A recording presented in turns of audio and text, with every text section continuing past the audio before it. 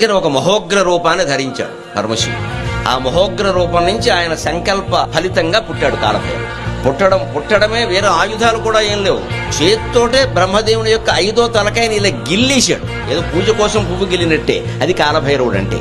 మనకు కలిగిన దుఃఖాలని భయాలని కూడా అలా గిల్లేస్తాడమ్మా. అనుమానం లేదు. ఒకటే దెబ్బ, రెండో దెబ్బ ఉండదు, ఇలా గిల్లేస్తాడంతే, తీసేసినట్టే.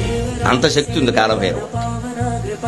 అందుకే ఈ అష్టకాన్ని నిత్యము చదవడం చూస్తారు. భయపడేవాళ్ళు ముఖ్యంగా చదవాలి. ఏ రకమైన భయం ఉన్నా చదవాలి. అలాగే మహానుభావుడైనటువంటి వాడు కాలభైరవుడు. కాలభైరవుడి వృత్తాంతం గురించి కాశీఖండంలో ఎంత గొప్పగా చెప్తారంటే, మనిషి తట్టుకోలేని కష్టాలలో అత్యంత భయంకరమైనటువంటి కష్టం కారాగారవాసం. కారాగారవాసం అంతటి భయంకరమైన కష్టాన్ని ఎదుర్కోవలసి వచ్చినప్పుడు కూడా కాలభైరవ చరిత్ర చదివినా, కాలభైరవాష్టకం చదివినా, కాలభైరవోపాసనం చేసినా వాళ్ళు రక్షింపబడతారు అంటుంది శాస్త్రం.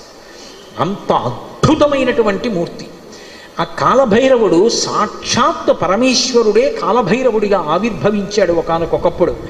కాలభైరవావతారంలో ఆయన లోకానికి కొన్ని మర్యాదలు నేర్పాడు.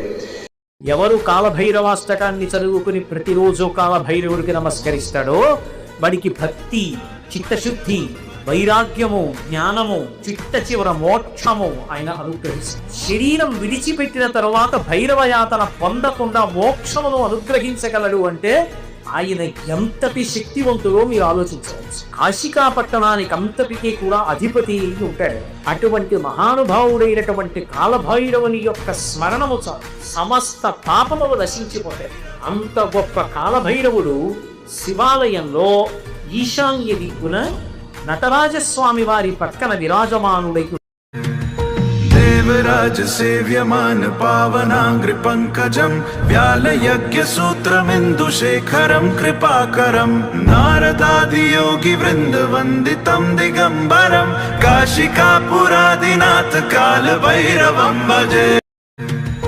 देवराज सेव्यमान पावनांग्रि पंकजं व्यालयज्ञ सूत्रमिन्दुशेखरं कृपाकरं नारदादि योगी वृंद वंदितं दिगंबरं काशिकापुरादिनाथ कालभैरवं भजे। देवराज सेव्यमान पावनांग्रि पंकजं व्यालयज्ञ सूत्रमिन्दुशेखरं कृपाकरं नारदादि योगी वृंद वंदितं दिगंबरं काशिकापुरादिनाथ कालभैरवं भजे।